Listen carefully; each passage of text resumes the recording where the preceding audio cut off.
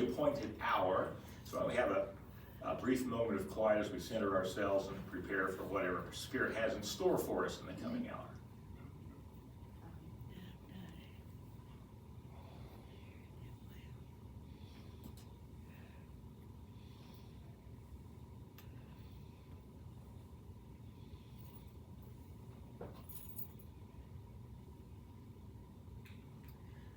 Thanks, and thank you all for gathering, for being here. A little too cold for being outside, so might as well be inside and warm. Well, we're coming up on Thanksgiving next week, so I guess we talk about Native Americans and Quakers today. And not to get too political, but if you followed the appointments for the incoming cabinet, you may have noticed the appointment for Secretary of Education is the current publicity person for World Wrestling Entertainment, which clearly is related to education. But the reason I mention that is that she has a keen interest in making sure that the curricula in public schools reflects American exceptionalism. And part of the story of American exceptionalism is about, some of the stories we hear around Thanksgiving of these wonderful relations between the first settlers and the indigenous people, of Pocahontas and Sacagawea and Squanto and things like that throughout our history, of manifest destiny, that it was God's will that we would march across the continent, and the Indians would have to get out of the way. That was part of the story I got in my public history books. And part of what I'm going to say today will not make it into her curriculum. We're going to get to Quakers and Native Americans, but part of what I want to share to start off with, two concepts. One is settler colonialism. What is settler colonialism? How does it relate to the story we're going to tell about Quakers and Americans and Native Americans, the original inhabitants of this land? And the second piece, the second concept I want to get into that will relate to the stories we'll tell is the mythology that has developed around this history, not only of Americans and Indians, but of Quakers and Indians. Because if you were raised Quaker, as I recognize some of you were, and over a certain age, which I recognize some of you are, you grew up with a story of Quaker exceptionalism around issues like race, the Underground Railroad, and our relation with Indians. And some of those bubbles are going to get burst today as well. So I just wanted to lay those things out.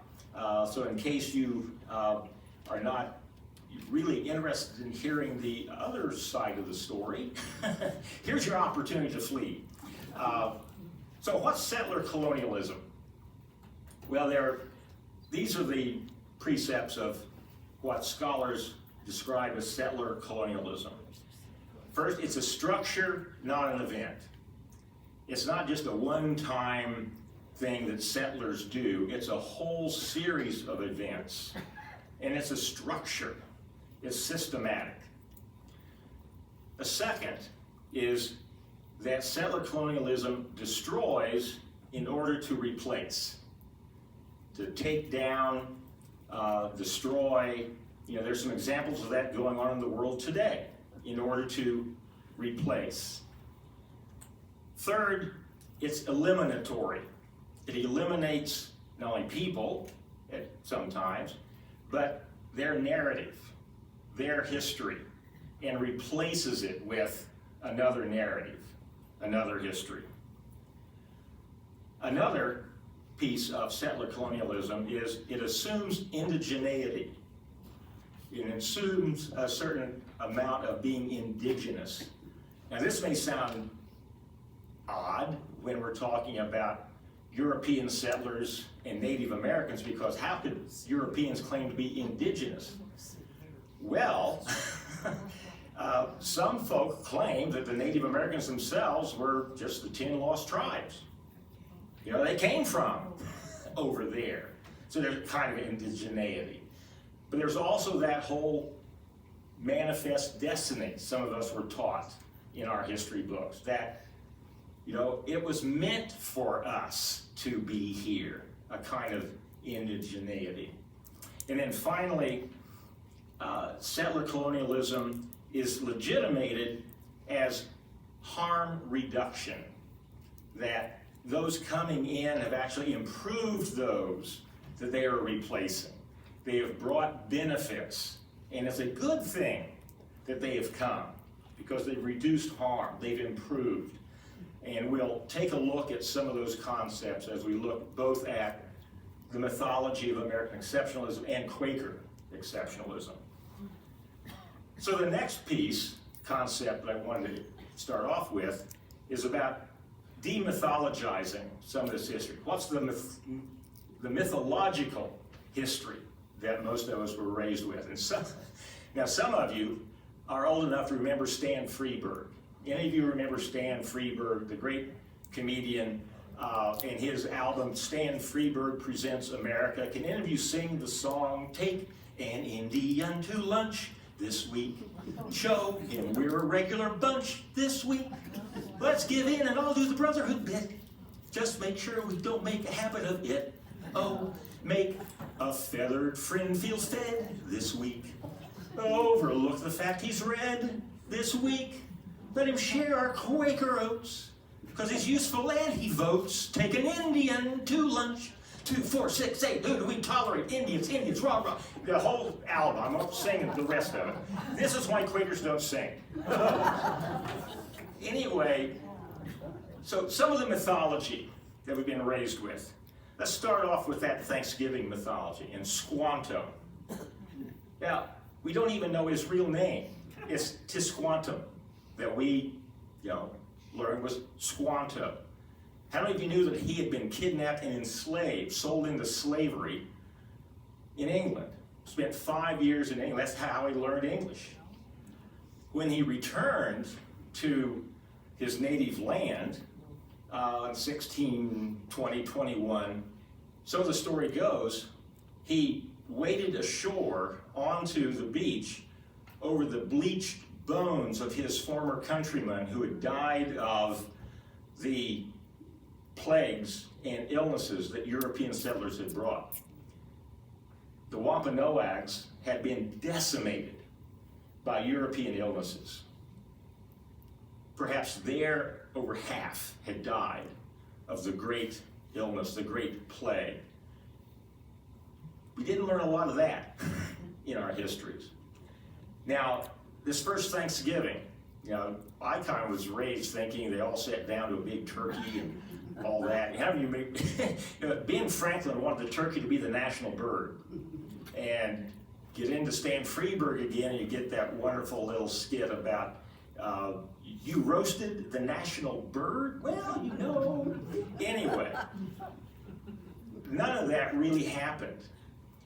What happened was, evidently, the Pilgrims, who had barely survived, and in fact survived in part because the Native Americans knew how to grow some stuff, and Squanto, who now had lost most of his fellow country folk, had to relate to these European settlers, knew English, could be used as an interpreter, so he had to be in league with these folk who were coming in. But the Indians were not invited to the Pilgrims' Thanksgiving feast, but they would set off a volley of rifle fire in kind of celebration of their feast, and 90 Indians showed up thinking there's an attack coming, and recognized what was happening, and they said, okay, well, we'll bring up some deer to this, and shot 5 deer and brought the deer in. That's the Thanksgiving story that I did not hear. Now, it gets mythologized because it serves the purpose of our national narrative, that we started off with this wonderful relationship, and it was the Indians' fault that it went south. A second myth that we were raised on was the myth of Pocahontas, whose actual name was Matuaka, but we grew up hearing Pocahontas. Now, she was not that popular a figure in American literature or that well known until Victorian romance writers in the 1800s saw this as a really interesting love story between Pocahontas and John Smith. And they weren't even in love. It was Rolfe that married her and hauled her off, essentially a kept woman, to England, where she died young. And it's not a great story, in spite of Disney. And the whole throwing her body over John Smith to save him, most scholars say it never happened. But again, this myth serves a purpose, And then Sacagawea, we have a silver dollar, don't we? With Sacagawea on it. She's become quite a hero. She didn't become a hero, or really that well known, until the early 1900s, when she was used as a symbol for the suffragist movement. Here's a powerful woman, strong woman. That's when she started getting publicized. Long, long after Lewis and Clark, about 100 years after Lewis and Clark. She did serve as an interpreter. She wasn't hired to be an interpreter. She just happened to be one of the multiple wives of a Frenchman that went along on this expedition. And it was convenient because she knew some of the Great Plains languages, like Shoshone, but didn't know all of them. So she was only helpful in those areas as they traversed from Missouri out to the Pacific. But again, she serves a purpose. This myth serves a purpose in a variety of ways. So let's look at first settler colonialism and the broader experience of American history. Let's take a look. Any of you from Massachusetts? Any of you have ever seen the original seal of Massachusetts? It shows a supplicant Native American on his knees on the shore of the Atlantic, begging Europeans to come over and help. That was the original seal of Massachusetts. Now there's settler colonialism in one of the concepts, writ large, that we need your help to survive. And then when the Europeans arrived, the Pilgrims and the Puritans, they gathered the Indians in praying towns, changed their names to English names, got them to dress English, seeking to turn them into Christians. Robert Burkover, in his excellent book on the history of Christian relations with Indians called Salvation and the Savage, says that the main Christian model of interaction with Indians was Christianize them so they can then become civilized. Now later on we'll talk about how he says the one exception to that was Quakers. Quakers acted like you got to civilize them first, then they can become Christians. And we'll look at that, and especially when we look at the boarding school model. But the Puritans gathered Indians, when they could, into praying towns, got them to observe the Sabbath, be good Christians, for the purpose not necessarily of improving the Native Americans, but to use them as a model to say, even if these savages can observe the Sabbath and observe morality and be disciplined, how much more can you backsliding Puritans be good Christians? Now, not all Indians were up with that. One of the main praying towns was Stockbridge, Massachusetts. Now, there's a reason that there's actually a tribe of Indians in Wisconsin called the Stockbridge tribe, because they didn't necessarily go along with the Puritans' model. So they got driven out and wound up in Wisconsin. There's a reason, one of the reasons that Quakers were not welcome in Massachusetts was we wouldn't fight. We wouldn't kill the Indians.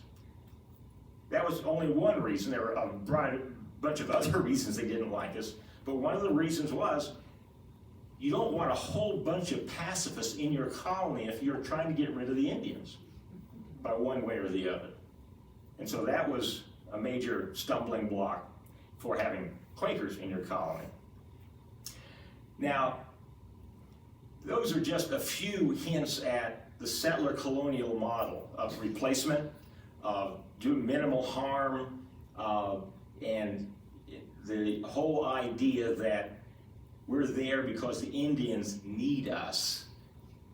Please come from Europe and save us. Fortunately, that's not the seal anymore of Massachusetts. Now, how do Quakers stack up with this settler colonial model? Well, it's interesting that a lot of the imagery and understanding of the Quaker relation with Native Americans is from the art of Benjamin West. Benjamin West was a Quaker painter in Pennsylvania in the 1700s. You can't be a Quaker artist in the 1700s. That's against Quaker discipline. So he eventually went to England and became a member of the Church of England, but one of his most famous paintings was of William Penn and the famous treaty. Now, the original art of that in the 1700s, 100 years after William Penn and his agents went to Pennsylvania, and you probably know the history of how Pennsylvania came under the control of Quakers. It was to pay off a debt owed to his father, so the king didn't have the money to give to him, so I'll give you a bunch of land that I don't own. And Penn and his agents go into treaty with Native Americans. We'll get to that in a moment. But the depiction of that is of an event that never happened. Penn never gathered under a giant elm tree in Shackamaxon along the Delaware River, meeting with Native Americans. What happened was his agents came over, treated with the Lenape and with the Haudenosaunee, the Iroquois, who had suzerainty over them, and agreed. And then Penn came and a few years later, 1682, spent maybe 2 years total in his colony. But 100 years later, the myth of that is depicted by this Benjamin West painting that gets everything wrong. The Indians don't look right, Penn doesn't look right, and the structures of Philadelphia in 1682 are of Philadelphia 100 years later, a developed city. But this then becomes mythologized. I'm mixing our concepts here a bit together, especially by Edward Hicks.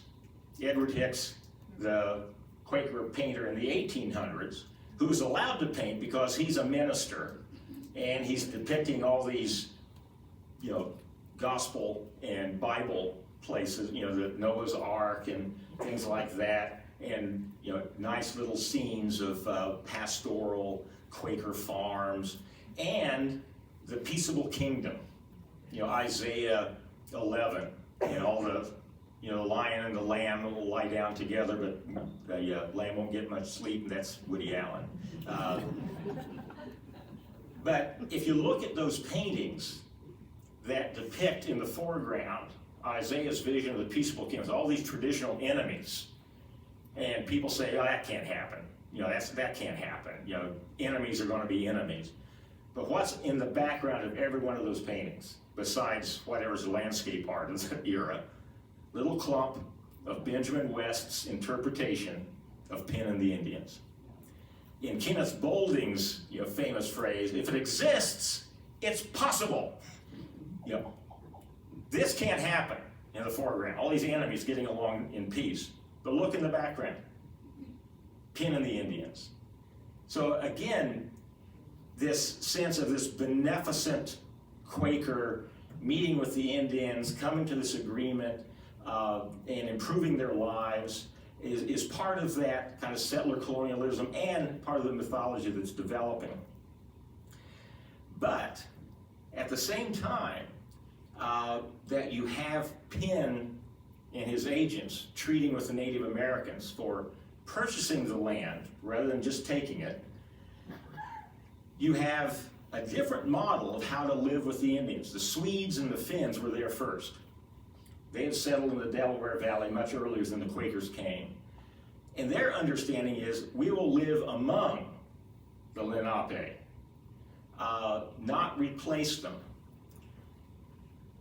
Some Quakers, and you can read this in the history, some Quakers, recognizing that the Lenape and other Indian tribes had been decimated by European illnesses, smallpox and so on, literally thanked God for these illnesses that had removed the Indians from their way so they could come in and settle.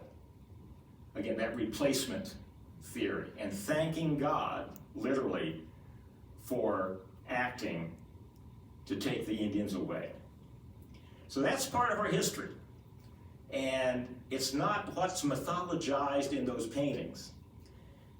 Now, there was a 75-year peace in Pennsylvania between European settlers in Pennsylvania and Native Americans, off and on, mostly, but especially compared to what was happening in other colonies. But William Penn's sons were not quite as beneficent. Now, one of the aspects of the famous treaty that Penn's agents made with the Native Americans, agreeing on what the price would be to purchase the land that the king had given, was, should you Quakers need extra land because, more settlement coming in, then here's what we'll do. You can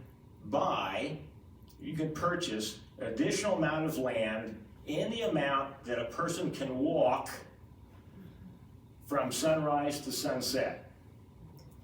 Well, Penn's sons hired a professional runner who had trained, cleared a path along what they wanted, and multiplied the land that they got by almost, I think, 3 times. That's not what the Indians had bargained for. And it set the two sides on the road to further hostilities down the road. So that's part of our history as well. The famous walking purchase. If any of you are familiar with, I think it's Bucks County, I forget where exactly it is, but there's a historical marker on the line of that famous walking purchase.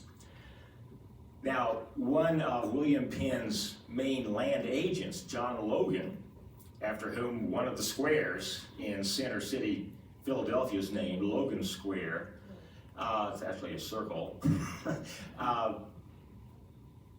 was one of those people who was figuring out how to make a profit off of this colony. How do we sell land, how we get more land, how we make it available, sell it to settlers coming in. And part of what that whole enterprise did was drive up the price of land. And if any of you are familiar with John Woolman's Plea for the Poor, in his journal, he talks about how the problem with Pennsylvania settlers on the frontier and their interaction with Native American, during the French and Indian War, the 7 Years' War, and raids and all of that, had to do with Logan, other of Penn's agents, and the price of land in Philadelphia, driving poorer people out to the outskirts until they have to come into contact with the Native Americans who are out there, and then it's on. And so Woolman lays the blame for a lot of the violence on land speculation and the expensive land and the action of some of William Penn's agents. Now, when Quakers removed themselves from the government of Pennsylvania in 1756, recognizing that, okay, we're out of power, we can't really have a political influence on how we deal with the Native Americans and make sure that our treaties with them are fair. An association was established by Quakers in Philadelphia yearly meeting called the Friendly Association to Maintain Pacific Relations with the Native Inhabitants of this Land. Quakers love long titles. It was simply known as the Friendly Association. And the Friendly Association made sure that some of their members were at every treaty with Native Americans, first King, England, and their treaties with Native Americans, and later on the federal government after the United States was established, to make sure that they were treated fairly. And so there's some positive here about what Quakers were doing within the broader picture. Now, one other aspect of Quaker relations with Native Americans at this time, I've already mentioned John Woolman, is the remarkable trip that Woolman took in 1763 during the French and Indian War, the 7 Years' War, at a time when there really was a lot of animosity going on, raiding parties, and the Indians on the side of the French, battling with the British and their colonial counterparts. And some of you who have read Woolman's journal, know of this remarkable episode where Woolman feels led to go unarmed through 200 miles of wilderness to meet with the Indians along the Wyalusing River in northeastern Pennsylvania. And his friends don't do it. That's insane. The Indians have just attacked this fort, where Pittsburgh is now, and killed a whole bunch of people. I mean, Braddock's defeat. They're armed and they're dangerous. And you're going to go unarmed through 200 miles of wilderness? And Woolman said, well, maybe I shouldn't, but let me have a clearance committee. And decides to go. And there's a wonderful story. And at the end of it, he's reflecting, as Woolman does for pages and pages, on why on earth he did that. Any of you remember what he said the first reason was? Love was the first motion. I love these people. And secondly, maybe I could learn something from them. And then third, and last was, well, maybe there's something I could offer them. So again, that's also going on at the same time that all this other kind of bad stuff is going on. So we've got a mixed history here.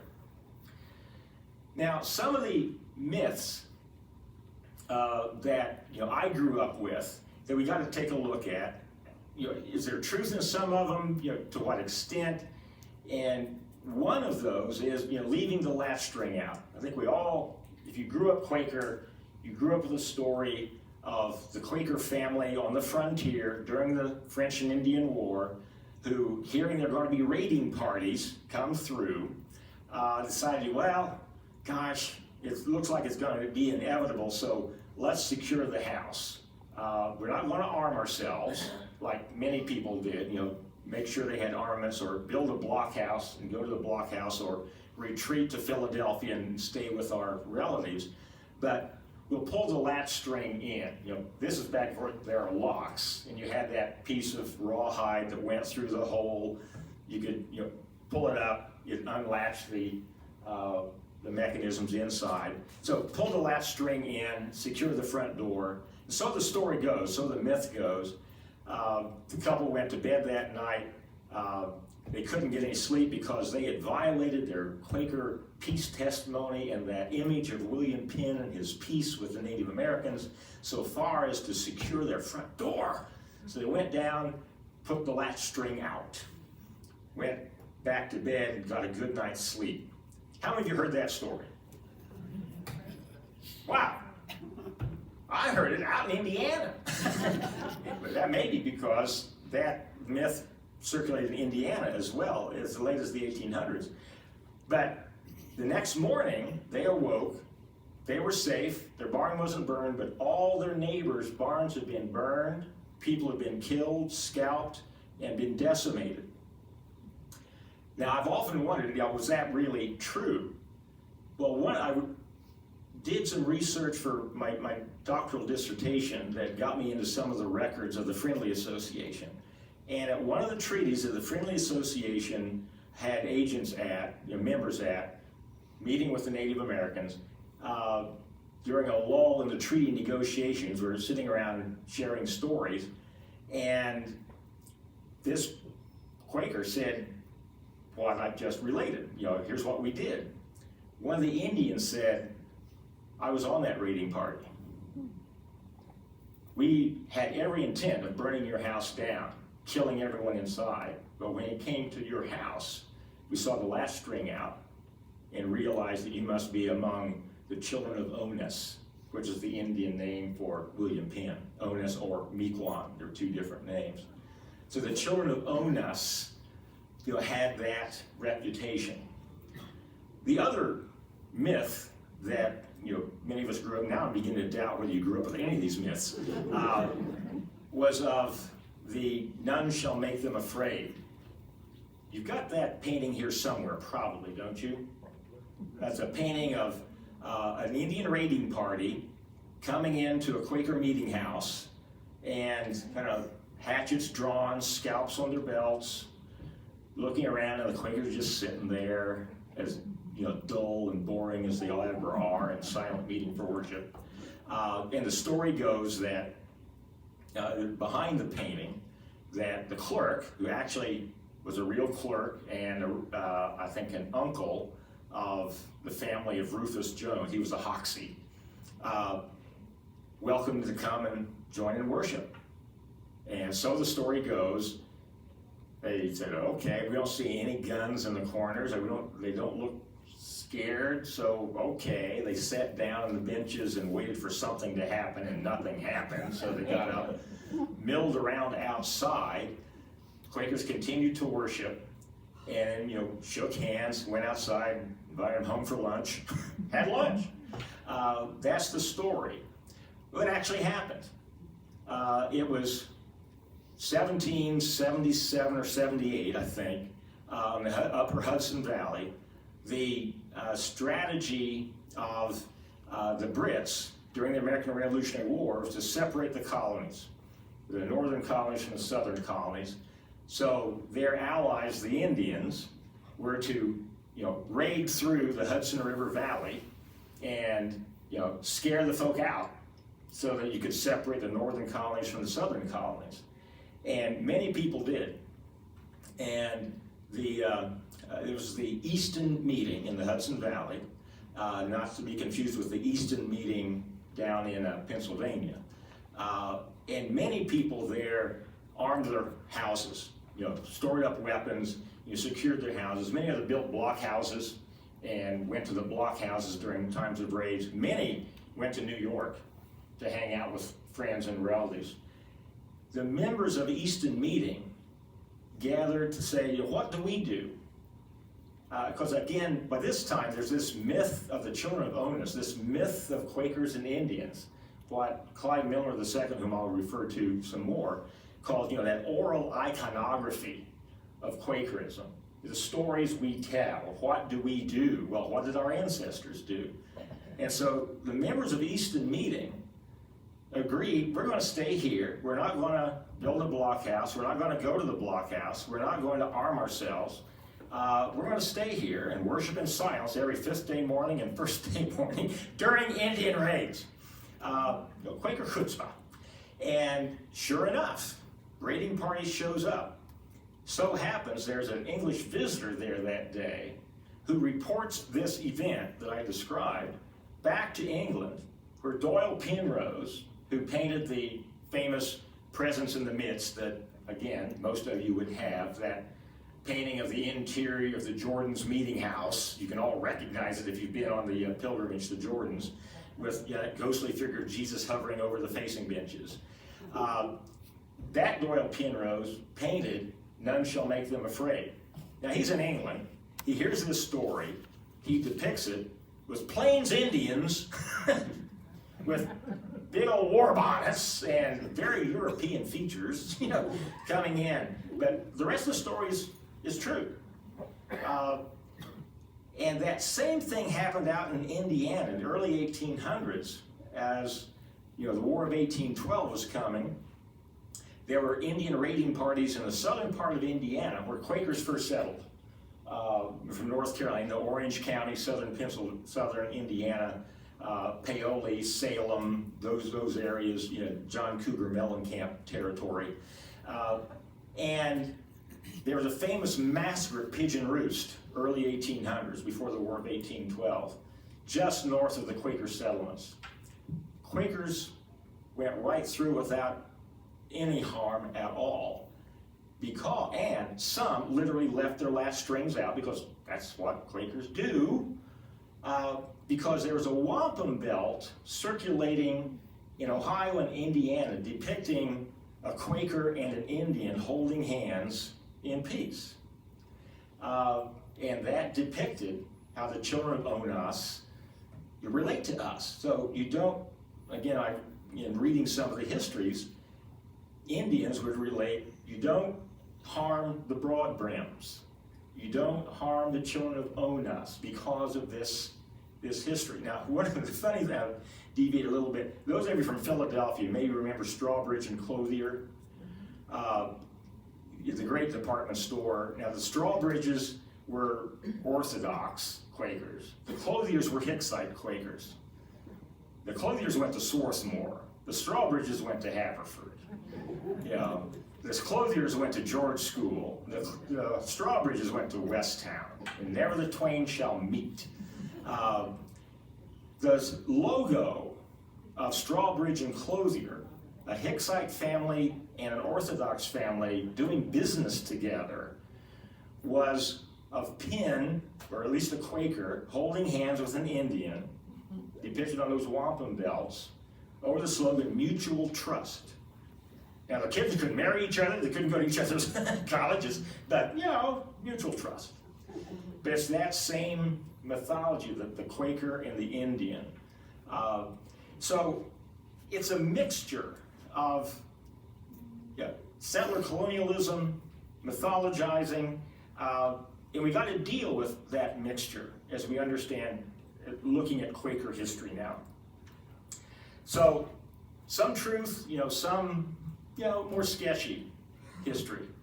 But now the nub of it, probably the most famous incident beyond Penn's non-existent treaty under the elm at Shakamaxon, history of Quakers and Indians, has to do with Grant's peace policy. How many of you know about Grant's peace policy? Anyway, Ulysses S. Grant, or as folk down here refer to him, Useless Grant, as Ulysses S. Grant became president, with his military background, he still wanted to figure out how do we have a bit better policy towards the Native Americans. Because they're out there on the Great Plains, they haven't been pacified yet. One of his brigadier generals that he had fought in the Civil War with was a Seneca Indian. The Seneca Indian, let me get his name correctly, his English name is Ely Parker, but where is his name? There it is. Hassanowanda. His real name is Hassanowanda. But we know him in history as Ely Parker. He was President Grant's Indian advisor after the Civil War. And as Grant was deciding, what do I do with my Bureau of Indian Affairs? How do we figure out our relationship to the Indians, especially out on the Great Plains? Ely Parker says, I grew up in upstate New York, western New York, where Quakers had a boarding school. Now we're going to get to the boarding school pretty soon. And they had a fairly, beneficent outlook on their relations with Native Americans. Why don't you get Quakers to run the Indian Bureau? Well, he didn't give the whole Indian Bureau to them, but Grant had the Hicksite Quakers take charge of the northern superintendency of the Indian Bureau Nebraska, parts of Oklahoma, and parts of Kansas. Orthodox Quakers, remember, never the twain shall meet. Orthodox Quakers got the central superintendency. Iowa and the central part of the Great Plains. And for about 10 years, Quakers ran the northern, were the agents, the superintendents of the northern agency, superintendency, and the central superintendency of the entire federal government's Indian Bureau. It was known as Grant's Quaker policy. We weren't very good at it for several reasons. Our experience was with Eastern Woodland Indians. They ain't the same as Great Plains Indians, Sioux, Comanches, Pawnees, Otos, Omahas, completely different cultures.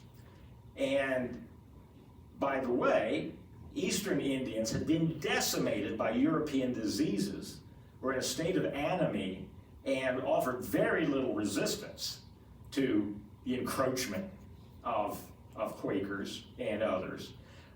Not so the Great Plains Indians. They still had some oomph to them. And one of the models that they set up, of course, was the boarding school. Now here again, you get into the whole settler colonial mindset of improvement, of replacement, and what's the boarding school model? You take the student out of their culture, out of their family, and remake them. Now, Quakers are very adept at boarding schools. We had one right across the street. It became Guilford College. And there was a reason it was built in 1837 where it was, 7 miles from the nearest known sin, out here in the country. So you could remake these kids, protect them from, the corrupting influences of the city and others. And where's Westtown? 20 miles from the nearest known sin with a literal hedge built around it. Same as George School. If you take a look at Quaker missionary activity in Jamaica, Kenya, Ramallah, what did they do? Boarding schools, so that we can improve them. It's interesting talking to Palestinians when we go over and they recall their families' experience with these Quaker boarding schools of how they tried to remake these young Arabs into, good Christian Europeans, essentially, especially Quakers. Quaker culture, no drinking, no smoking. Now, try to get that past, Arab males in that, and it caused real difficulty in a lot of the families in Palestine because, the Quaker missionaries went there to rebuild, remake these folk.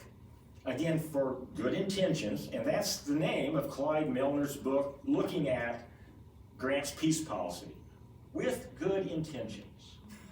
Now, some of you may know Clyde Milner II. His daughter graduated from Guilford, now a medical doctor, grandnephew, I think, of that Clyde Milner. But it's an excellent book to look at the good intentions Quakers had of starting these boarding schools.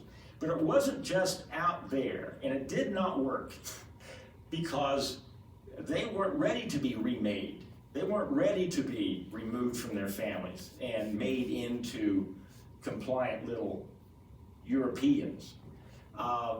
And so using that Eastern model just did not work out there.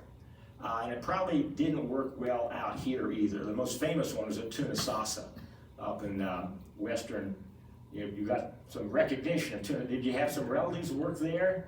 We'll have to, okay, oh wow. We'll have to hear some of that in a moment when I finally stop rambling on.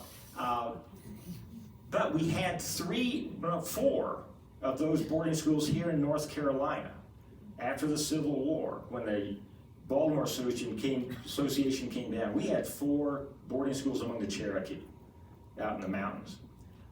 I learned about that when we had a spring break work trip with Guilford students out to the Qualla boundary. met with Walker Calhoun, one of the elders of the community, and he told us about these boarding schools that his grandmother was a student at. And the story that I still can't get over is when he was a little boy, he remembers his grandmother always kept a half lemon in the bathroom. And he always assumed it was just an air freshener, just a kind of a simple air freshener. It was used to lighten her skin. Because in that boarding school situation, where whether it was intentional or not, you need to aspire to be like the white people. One of the things to be like the white people is white skin. And so the lemon was used to lighten the skin. So even here, want to bring it to a bit better conclusion than looking at the fact that, yeah, we Quakers too had boarding schools. Not quite as bad as the ones you've been hearing about that they found up in Canada with, the graveyards full of children. We don't have any indication of that happening on that scale among the Quaker boarding schools. Maybe because we only had 10 years of them out in the Great Plains. But there was also a boarding school in Indiana. I want to mention White's Institute in Wabash, Indiana. That was established by the estate of a wealthy Quaker steel magnate, White, who got into the early canals and steel industry in Pennsylvania. And his estate put out money to establish a boarding school for Indian orphans in Indiana and Iowa. And those White's Institutes still exist today. They've evolved into White's Institute in Wabash, is now owned by the state. It used to be owned by Indiana Yearly Meeting. And well into my growing up in Indiana, it was no longer an Indian boarding school, but it was a boarding school for wards of the court. And they had a plan for how to change these young people through work programs and chapels. And some of you may know Carl Darnell, who was the chaplain, Quaker chaplain there. So that model existed well into the 1960s. Did you ever get to White's Institute? Yeah, Brenda did. And one of the graduates of White's Institute was a woman that most English or Americans know as Gertrude Simmons, but her Yankton Sioux name was Zitkalasa. And Quaker missionaries out in the Great Plains encouraged her to get off the reservation and go to White's Institute.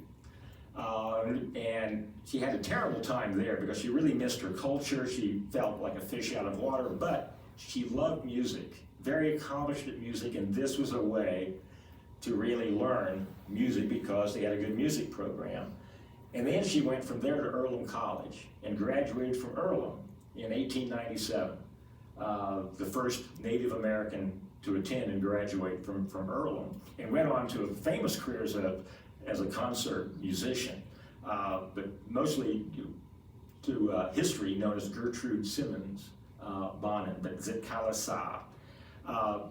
After the Quaker agencies under Grant's Quaker policy stopped, kind of like the Friendly Association replaced Quaker control of Pennsylvania, Albert Smiley, a wealthy Quaker in New York, who owned the Mohonk Conference Center and Resort, started an annual conference of Quakers and others to improve the Indians and to address the Indian issue.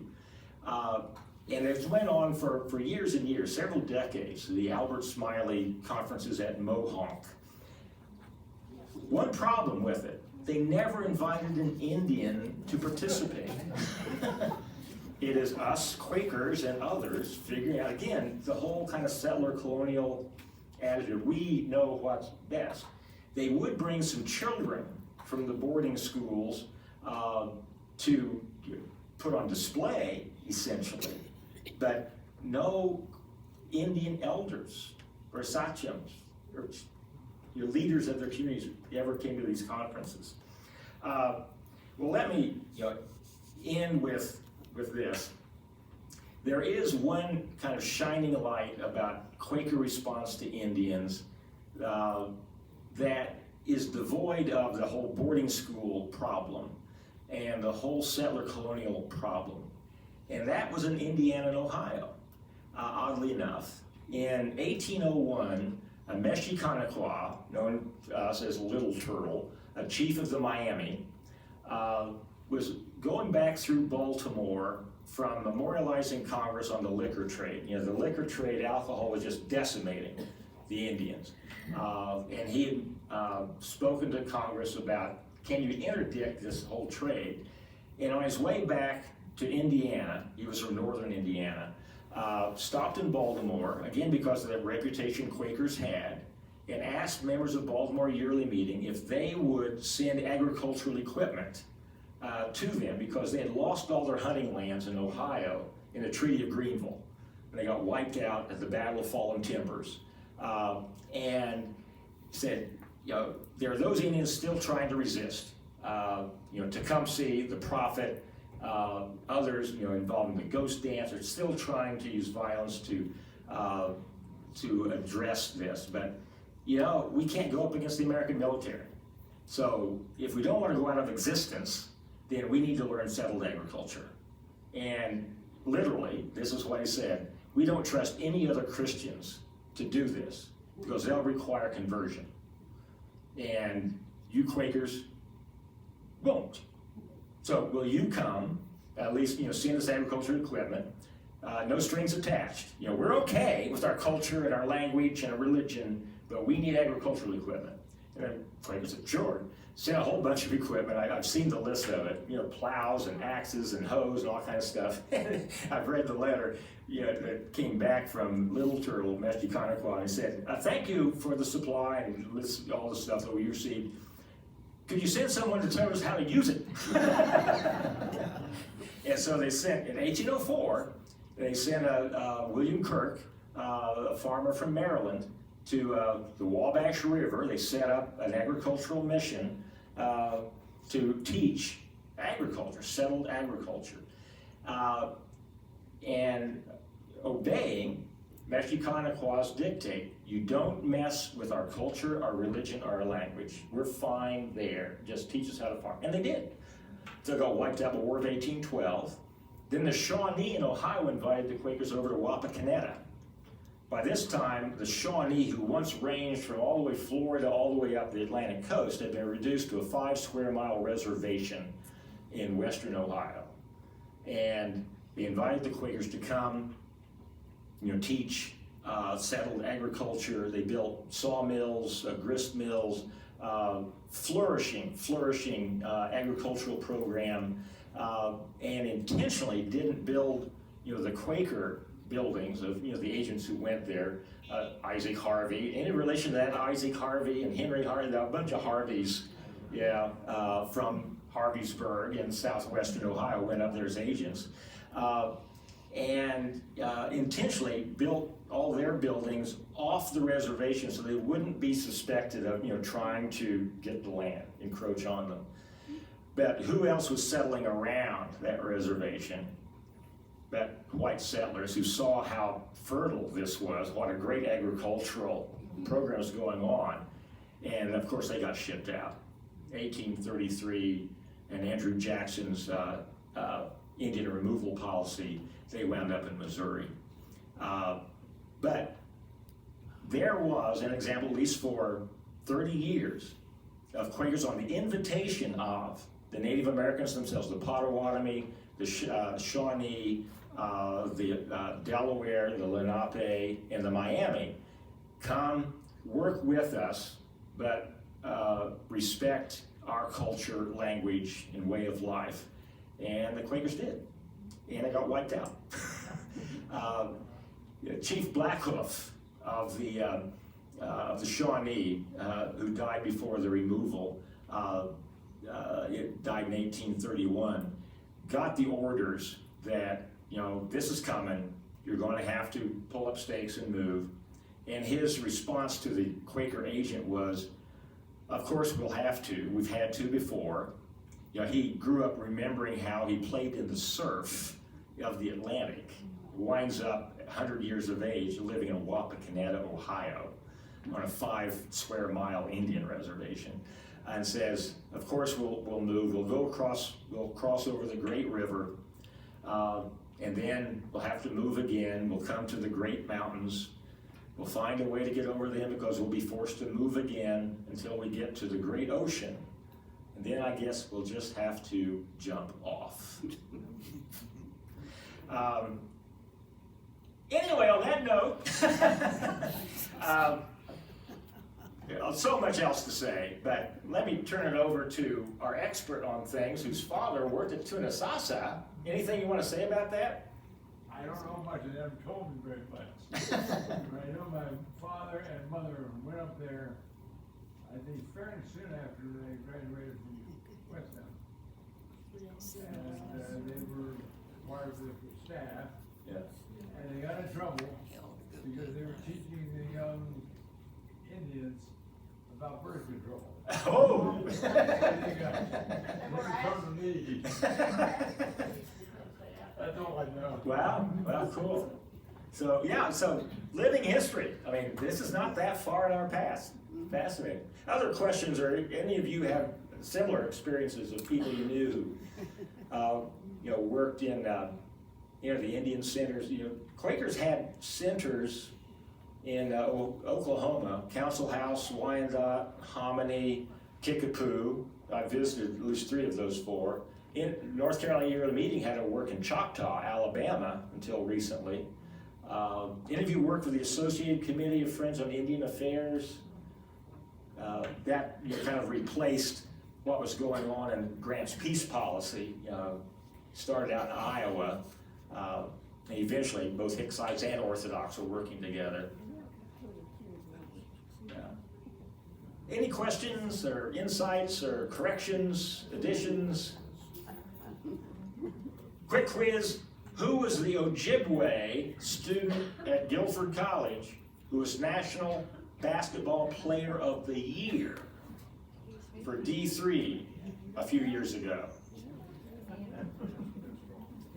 Ben Strong, Ojibwe from Wisconsin. But somehow or other his family wound up in Chapel Hill. Very tall Indian. He was 7 foot. National Player of the Year, Ojibwe. Guilford used to have a couple of Indian programs. The Carson program that brought Cherokee from the Qualla boundary. Typical Guilford history, never got endowed. So the Carsons died, that program died. But then Janet Cochran had a connection with the Crow reservation, and we had several Crow students. That's gone. The last Native Americans that I remember teaching at Guilford were Occaneechi. We had several Occaneechi come. My favorite was a young woman, and one of the things I would do in my first class would ask students, why are you at Guilford? And this one student, an Occaneechi student, said, well, I initially went to High Point University, and this was, again, about 15, 16 years ago. Evidently it was the first or second year of Nito Kubain's presidency, or shortly after he became president. And she went on full scholarship. And first week at High Point, she goes to the dinner for the scholarship recipients. Nito speaks and says, you are the last recipients of these scholarships. We're not going to be offering scholarships, perhaps except to athletes. We're going after full pay. And she packed up and came to Guilford. And had a great 4 years at Guilford. But no questions? You all thoroughly informed now about latch strings and all that stuff. Well, thank you very much. I'll hang around if you have any questions.